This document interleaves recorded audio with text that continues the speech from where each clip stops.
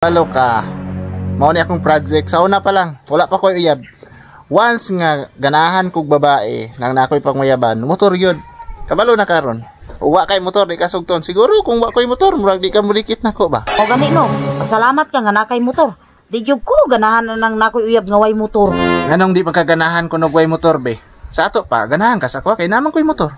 Kabalo ka kung wa kay motor. Kung gusto ka mulaag, wa kay kasakyan niyang magpasundo-sundo ko nimo. Ug wa kay motor, unsay gamiton nimo? O nang ang gusto nako kanang lalaki nga naay motor. O gani no, naman ko'y motor, so buot pasabot. Sugton ako nimo. Matik na. Time sa ha, maguna-una sa ko mga 3 minutes lang. Ay napaguna-una kay mao ra man gyapon sugton ra man gyapon ko nimo.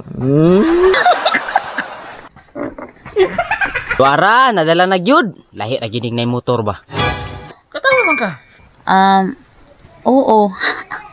Say oo. Karong ba unsa ba? Kita na ba? Gisugot na ta ka. Ha? Kaya nimo kasabot. Yes!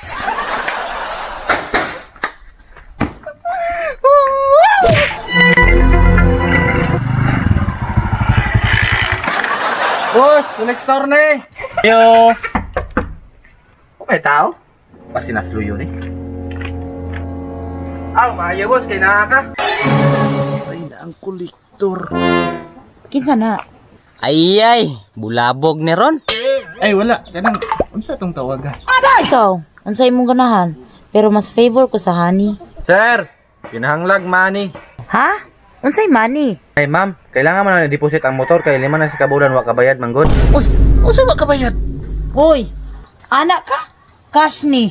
Utang man day ni. Bulag ta oy. Wali, ma'am. Ani, kas ni ba kas? Kaski di ay, kasabutan.